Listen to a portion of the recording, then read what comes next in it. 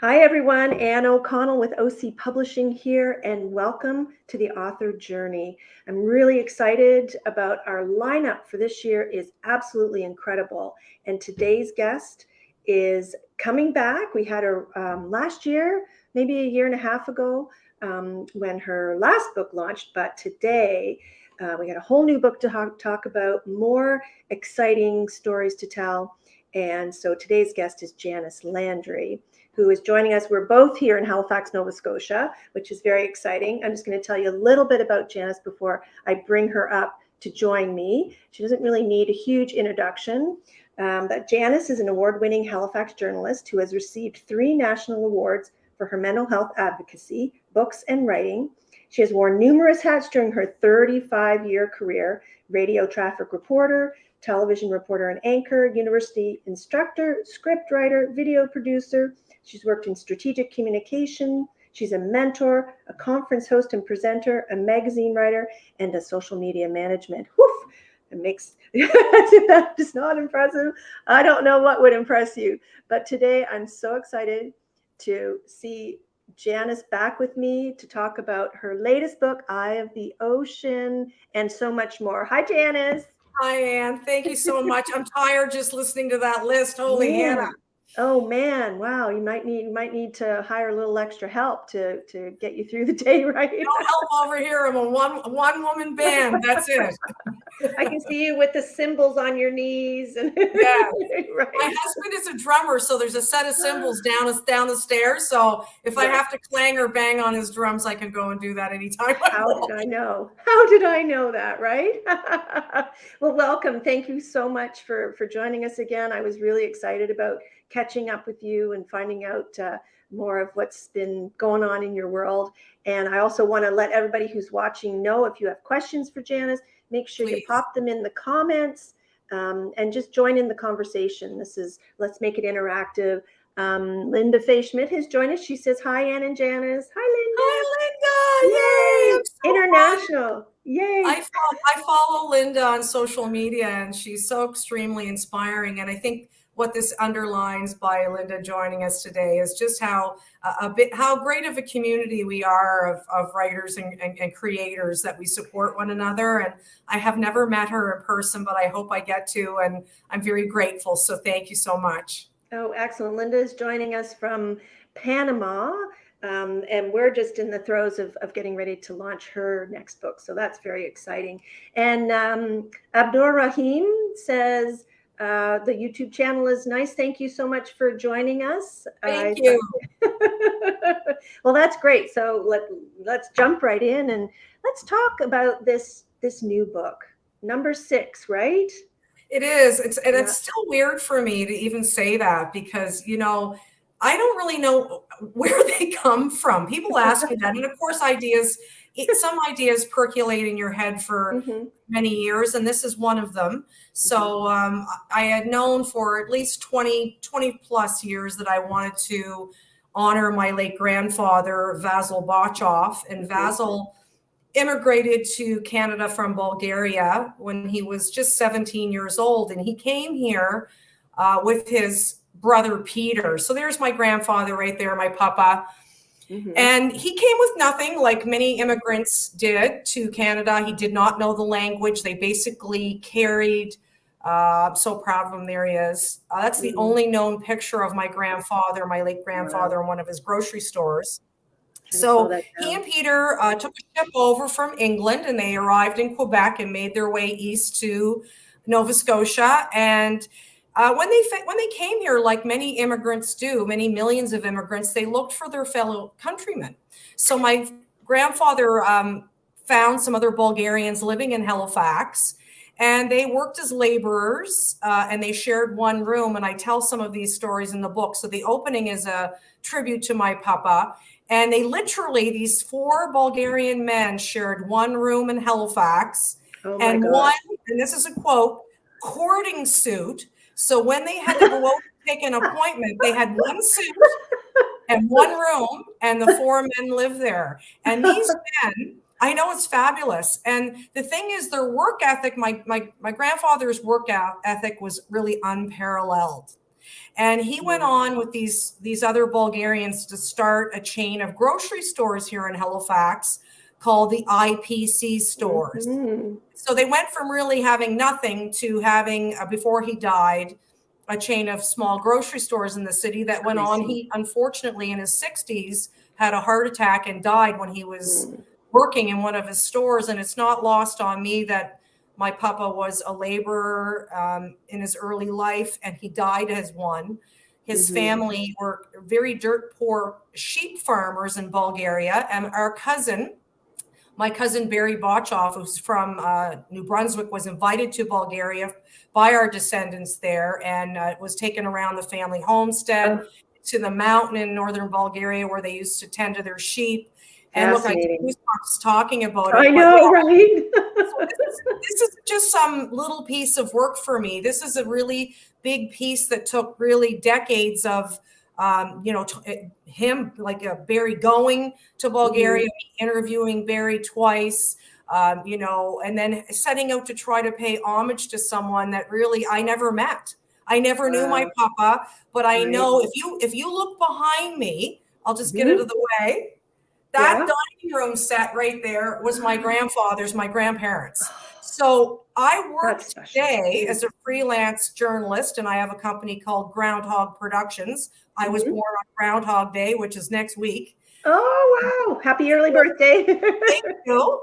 I'm still 29. That's my story forever. And holding. But anyway, I actually work on my grandfather's furniture. So I think that the type of man he was, so I didn't know him, but I do feel strongly as his youngest granddaughter that I've gotten some of my work ethic from him. My father had incredible work ethic too. Wow. No doubt at all. I wanted you guys to see this furniture because that was Basil Botchoff's furniture when he and my grandmother lived on North Street in Halifax. And it was my mother's, obviously, as their last living child, and mom died in 2018. And so I'm very honored to have this furniture remain in my family. Oh my goodness. It is absolutely gorgeous. And you and I, when we chat, every time we chat, we find more things in common. And the number one, and I think some folks who are watching know that both of our mothers are Teresa Landry's, which is really exciting. And you and I both make the Acadian fricot, which is the chicken soup. And when you just mentioned that your family was on North Street, my mom's family, the Landry family, lived on Roby, almost to the lights at North. So, and sadly, I just found out, a couple of days ago, I think that they're tearing those houses down. So the house that my mom moved into when she was probably in her early 20s, coming from New Brunswick, is now being torn down. But anyway, I digress. So your Teresa Landry is actually also one of your number one inspirations. And I want to talk, a little bit about, the things that inspire you. But this is number one for this book, Eye of the Ocean. And this is your mom here, isn't it? It is. That's my mom in her 20s, and she's in this beautiful wool suit, and she was always extremely well turned out and stylish. And I miss my mom. She died in August of 2018. And, this is a big thing. So, even though, I want people to hear what I'm saying, because people assume because you've done something for a while that it gets easier. And I've been a journalist for a long time, and I've been a writer for a while. And this is my 6th book, but things don't really get easier. You learn how to do things and you keep polishing your craft. And I say polishing my apple, but I actually think it gets harder as you go along, because you set a standard for yourself and others. People expect certain things of you. And you realize, I think, when you get a little older, how much you really don't know. Right. So, I get more and more nervous. And like when that book just came out, like, let's say 10 weeks ago or something, it's not that long ago that I launched it. And like the night before the book comes out, I don't sleep. I can't eat. If I'm going to do an interview like this one, I can't, like, even today I ate a little bit, but I'm going to go and I've made some French onion soup and a baguette, which I'm going to eat later because I'm starving right now. I get nervous. So even though I'm a person that does interviews, Yeah. don't think that the interviewer doesn't take these things extremely seriously. And I Oh my gosh. prepare, what in my head, what we could potentially talk about, or what will you maybe ask me? And Yeah. I never take things like this lightly, No. because it's a huge honor. Like, I'm very happy. My publisher is Pottersfield Press. They're very supportive of me. Fabulous. And thank you. I meant to mention that.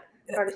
And honestly, they are, but it's also in the community. You as another publisher and writer yourself, and Linda and these other people that are all in this community, there's room in the pond for everyone. And that's the way I look at anything. That we want to support one another. 100%. And my work is different from the next person's work. And the more of this that we have, the better stew that we're making. Like absolutely. And I just have to, absolutely. And I have to say, it's warms my heart to think that you might have been a little nervous. You think that me preparing to interview like the famous Janice Landry, but see, because I know, I'm like, oh my goodness. Honestly, it's just me. Like I tell people, it's a job. It's, my family is my most important thing in my life. No matter, my work obviously means so much to me, and anybody who follows me on social media or knows me knows how passionate I really am about what I do. But nothing comes before my own family, and they are my biggest inspiration and why I do everything that I do. And any work that I do, I always tell people, like, I'm there for you 110%, but I have to always put my family first. And I used to work, you'll remember, some of you will remember, years ago, I was a reporter at CTV Atlantic, which was then ATV. And I love the people I work with. Lost our signal. There we are. It's okay. I'm going to keep talking anyway. It's all good. Keep going. When I worked at ATV, which was then ATV and ASN, I became pregnant with our daughter, Laura. And the type of stories I covered, I did a lot of live coverage, crime, that kind of stuff, wasn't conducive to having a baby. Are we there? You're frozen a little bit. I can hear you, though. Keep talking. Are you there? Well, we'll bring Janice back. I just want to also shout out to Denise Keynes. She said she's watching from Halifax and England. Hi. And Linda, who says she would absolutely love to meet Janice as well. Hopefully Janice comes back while we're waiting. I want to share a little bit more about this book that she's written. So she talks a lot about her family, and what you'll find in the book is its first chapter, again, opens and talks about, as she was saying, her grandfather, and then she wraps it up with the story about the first call that she made, the 911 operator, when she called 911 when her mom had an emergency, and that was actually the day her mom passed away. So it comes through very clearly in her book, this passion that she talks about with family. And hopefully she'll come up momentarily, but when she talks about the years that she's been a reporter, we talked a little bit about how important it is when you're doing interviews to be sensitive to the experiences that other people have had when you go into those interviews, and that actually is a good segue. Janice is back now, and I'm going to let her talk a little bit about making sure when you're interviewing somebody who's been through trauma, which is the bulk of the book, how you approach that. Janice, are you with us? Can you hear me okay?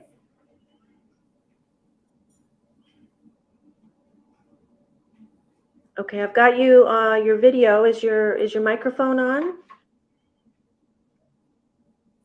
Can you hear me okay, Janice? So can you hear me? Because I think Okay. I heard your question well enough. Okay. Do you want me to Yep, repeat it or do you want to go ahead? yep, yep. Mm. So I was just Yeah, it sharing is. This while is you were really coming back. strange. I've never seen this Mm, happen before. well, Yeah, I hear you great. Can you guys hear good. me? Excellent. I can hear you okay. Hopefully it's coming Can through. someone that's listening let us know if they can hear me? One of the comments that Linda Okay. made, well, I'm just going to is you're I'm just going to breaking. ask this. Okay. Can you guys Linda hear me? said, As I'm going to keep talking if you can. yep, Linda confirms we can hear you. Yay. You can hear, she can hear both of us. Sue Slade has joined Just us give and me a they can thumbs hear up us. if it's good to go. I just asked the question, can you guys hear me? Thumbs up. Yeah.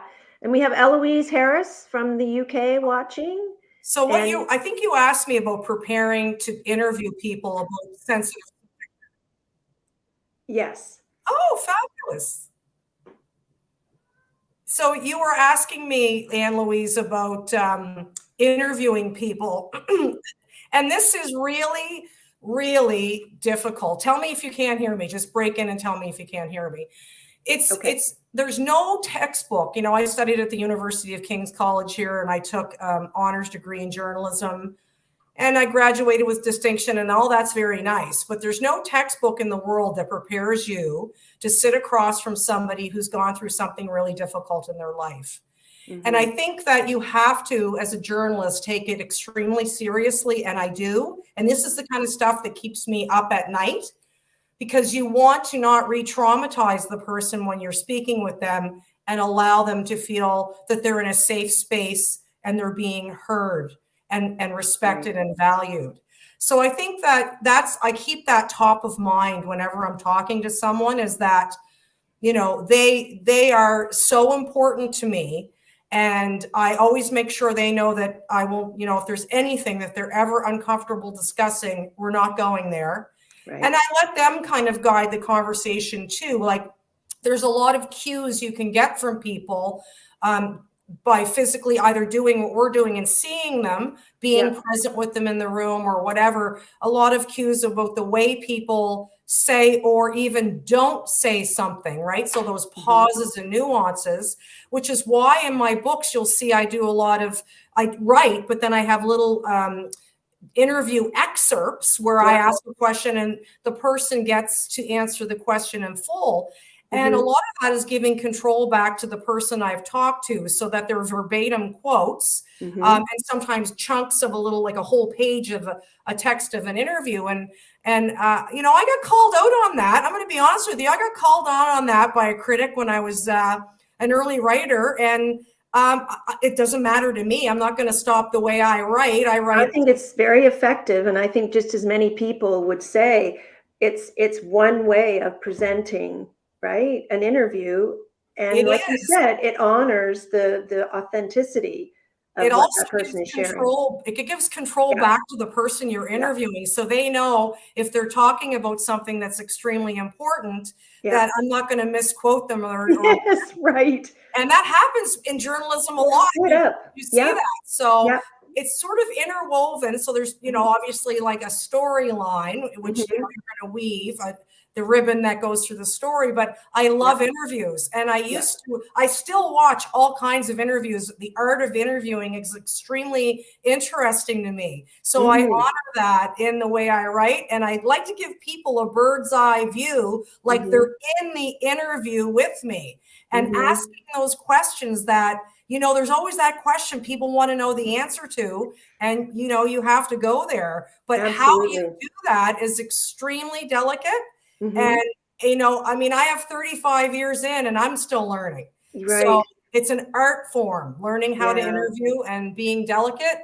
But being sensitive to the guest is absolutely number one. huge. And Well, this, and there's so much in this book to unpack, and every single chapter featuring a different individual who has had trauma in their lives like there's like you barely catch your breath, right? So, I mean, thinking about the one person you're interviewing and the trauma you're trying to like re-traumatizing them, avoiding that, and the trauma that you're building up with every single interview. So talk a little bit about that, you know, the vicarious trauma and compassion fatigue, because those were terms that kind of jumped out at me a little bit. Well, I mean, And anybody like this definitely is a possibility for people who take in trauma, and mhm, storytellers and journalists are two of those people. If you're a mhm, social worker and you're listening to a lot of stories too, you don't have to be present at a scene to have vicarious trauma or compassion fatigue. right, And so one of the groups of people in this book that I honor are emergency communicators, like right, the 911 operator who helped me with my own mother at the end of the right. book.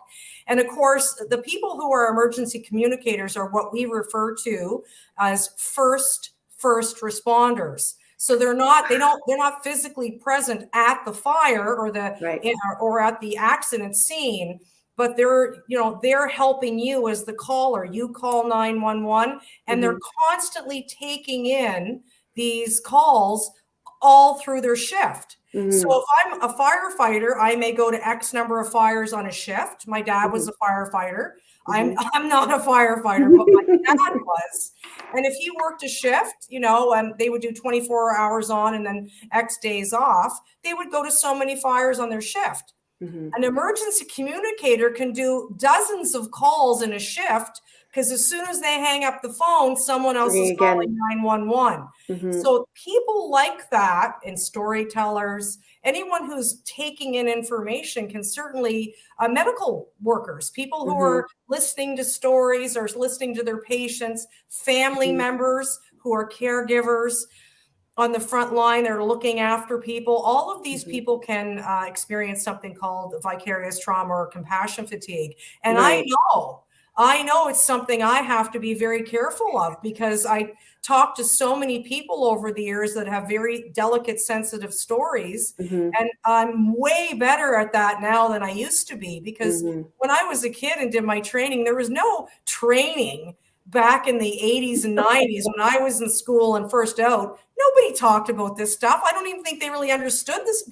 What's vicarious trauma or compassion fatigue, Mhm, right? So mhm. Yeah, one of the taglines in my new book that you have is when we know better, we must do better. And right, we do know right. better. So we We have to. do. So how is it that you and I understand that took you a while to actually find the person that was on the other end of that 911 call when you dialed that number. Took you a while to find him. Like what made you want to include him in this book, and how did it feel to finally find him and meet him? I've done thousands of interviews Oh, since can you hear me? You can just yeah. give me a Mhm. thumbs up.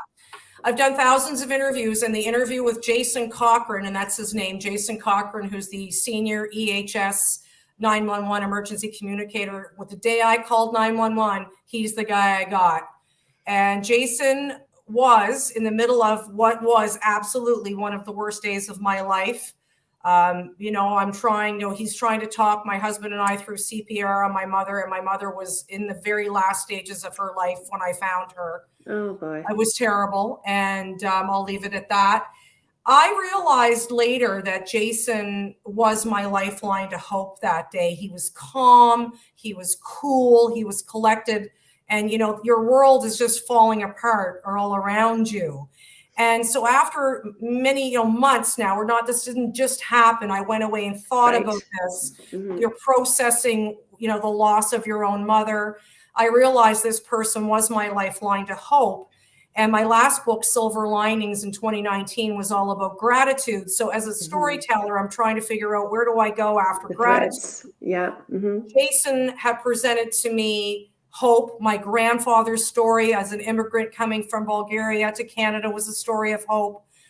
So I thought about what else goes with hope. And I thought in the Mhm. human condition, love and empathy were two other massive things that connects us as people. So I Right. went from gratitude to love, hope, and empathy with varying people from across Canada telling stories, and all the stories have love, hope, and empathy in them. And they're just, Mm. you know, even though the people have gone through tough stuff, I always like to show the reader that underlying that are these positive things, Yeah. because you're not going to go through your life and not have something tough happen to you. Right. Right? I don't Right. care who's listening or where they're located in the world. Yeah. Right? Everybody has to go through something at some point. Right. And how we later choose to deal with that or view that is up to us. Mm-hmm. So this is my way of giving back out of something that was very difficult for me, to show people that even in Right. those tough times, that love, hope, and empathy are essential, and that they're always there for us. And there's so many layers, so many layers. And you talk about in the very beginning of the book, the Barho family, the Syrian family who moved here with 6 children, and then a 7th was born, and the horrible fire. So a lot of people who are listening probably already know that story. 7 children died in a fire. And you actually interviewed the imams at their mosque about the aftermath of that. Talk a little bit about that interview and how the imam communicated the importance of that sensitivity.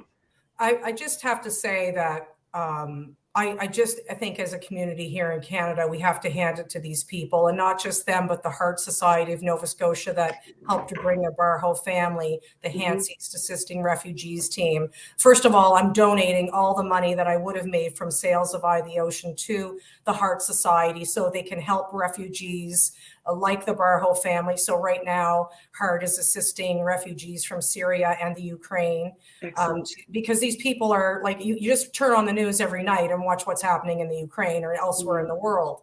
So that's, you know, I've picked that charity as where the funds will go. Going to speak with the imams who assisted the parents, specifically the mother, in the aftermath was incredibly important interview that I was nervous about. I had never been in a mosque before. And I have a really good friend who's Muslim, and she helped me prepare for the interview, what to wear, how to conduct myself inside the mosque. And I must say the 2 imams that I spoke to were just absolutely the most gracious, intelligent. They're intelligent men. And they were highly welcoming to me and very, And very so eloquent. Oh my highly goodness. eloquent. Yeah. And very open. And that's the thing, is I don't know what to expect when I go. I asked for the interview. I didn't even know if I would get it. I know I'm, if not, I'm one of the very few journalists that have gotten such an in-depth interview about the aftermath of that fire from the 2 main officiants of the funeral for the children. And I mean, I think we owe them a world of gratitude, because I can't imagine trying to organize the funeral for 7 children Right. and then trying to make it inclusive, because At the Kennard Center, like they opened the doors to thousands of people. everybody. And the thing is, Anne, like most of the people who went to that funeral didn't know the Barho family. There were members of the Muslim community, of course, but there were thousands of people who were non-Muslim and never knew the Barho family, but they empathized. Again, love, hope, and empathy. We showed that as Nova Scotians, Haligonians, as Canadians. And this was an international story that broke people's hearts, but people came together to show this family and community, the Muslim community, love. And what touched me, what really, really stood out for me with that interview with the imams is that they could have very easily said, no, this is private. This is our culture. We will handle this, and do your mourning elsewhere, kind of thing. But they were because I have some knowledge of Islam, and I lived in the Middle East for 4 years, and I have gone to the mosque and learned. I certainly have just scratched the surface, but the interview that you did with him, and that's when I love to see the Q&A actually laid out. And he's like, it was really important for us to help people understand, the way that we approach the mourning process, and to welcome the community in. And I mean, that's not something that would have been easy for him to do, I don't imagine. It wasn't. And I want to just read to your viewers right Please. now one of the reasons why I wrote Eye of the Ocean in the theme of love stem from one of these two imams, Imam Hamza Manjera, who was one of the key officiants that is in the interview that you're talking about. And I just want to read this quote because this quote was covered by mainstream media after the Barho funeral at the Kennard Center. And one of the imams said this quote, and this quote stuck with me and it went viral on social media. I remember. And this is a verbatim quote now, quote, "Life is so short, there isn't enough time to love.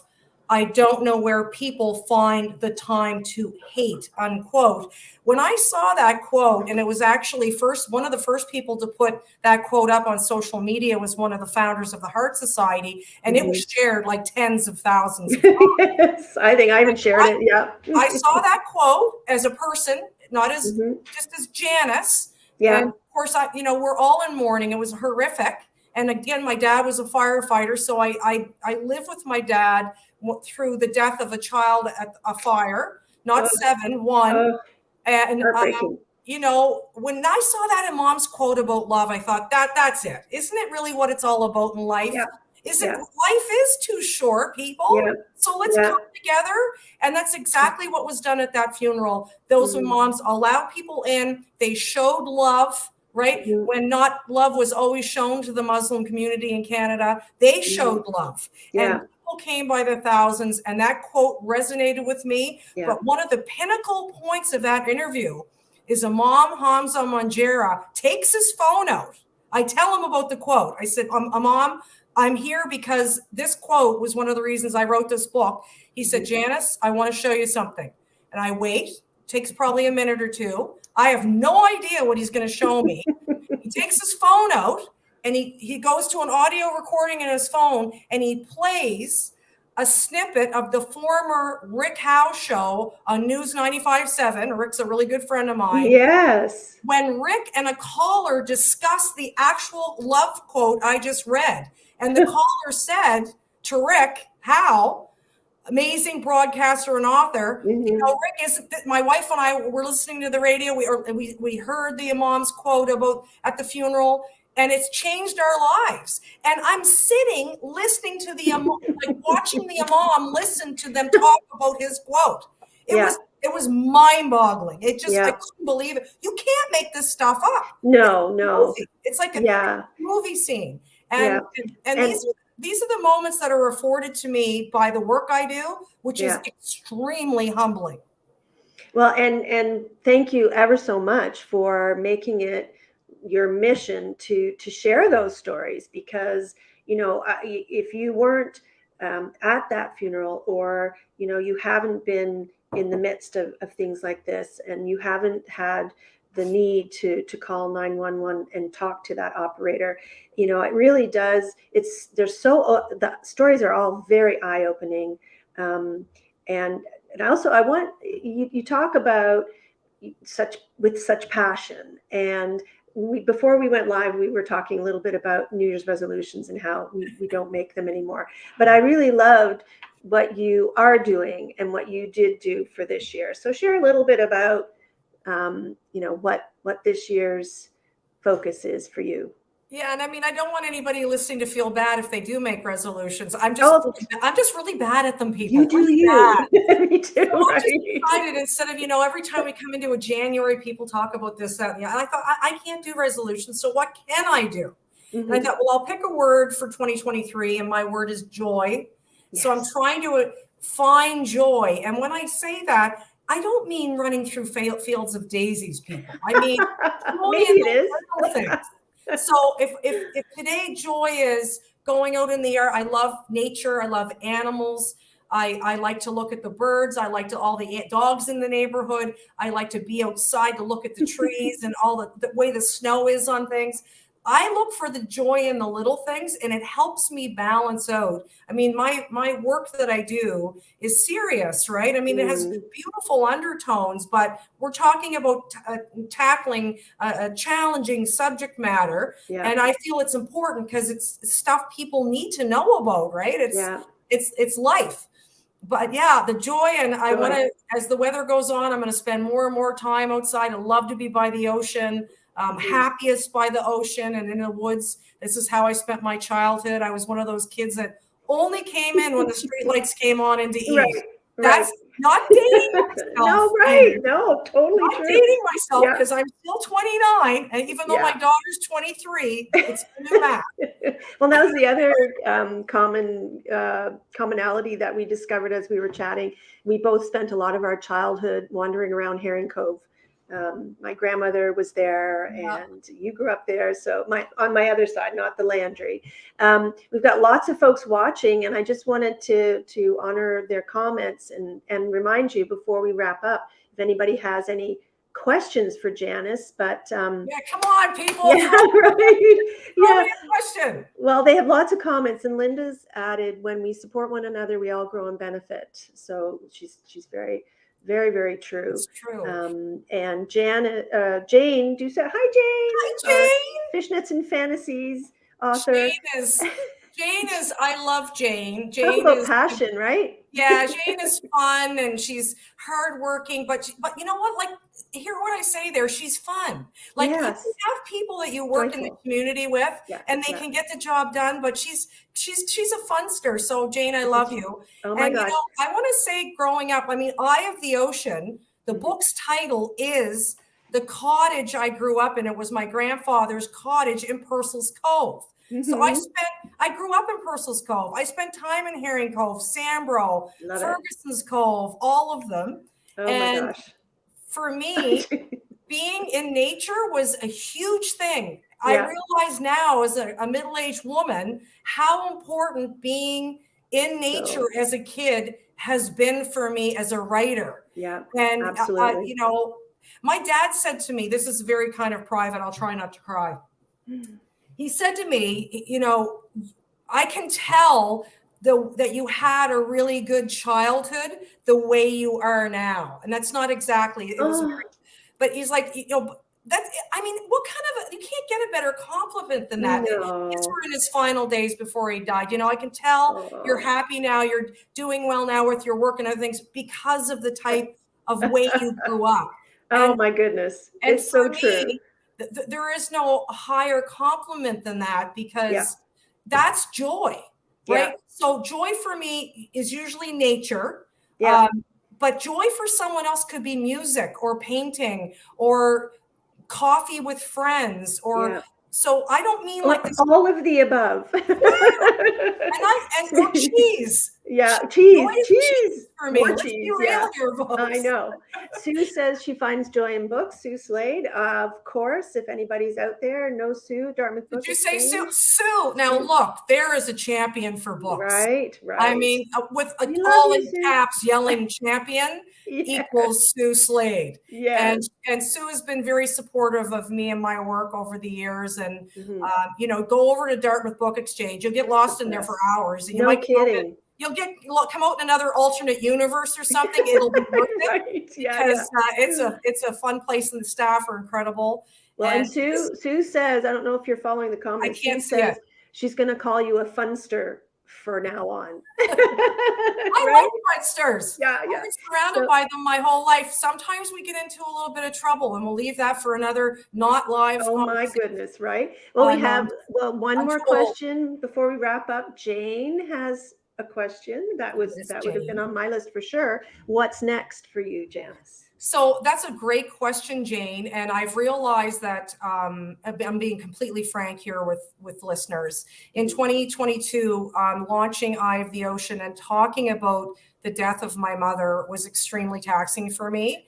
And at Christmas time, before Christmas, I ended up getting really sick. I had that terrible, nasty bug thing that went around. And I gave me some time to think about what is next. And I do have another book idea, and I even know what the title is, but I'm not working on it this year. I'm letting it, like the story of my grandfather in Eye of the Ocean, that story with my grandfather percolated for 20 years. So I'm letting my new idea percolate for 2023, and I will begin the research for it in 2024. That doesn't mean I won't jot notes down or thoughts or take articles and throw them into a file, because I like researching and I do that stuff, but I just need to take a minute Mm. And so that's what I'm Wow. doing, Jane. I'm doing my contract work like you, all my freelance stuff, and creating for various clients and doing all kinds of fun writing right now. I'm working for the Doctors Nova Scotia Healthy Right. Tomorrow Foundation.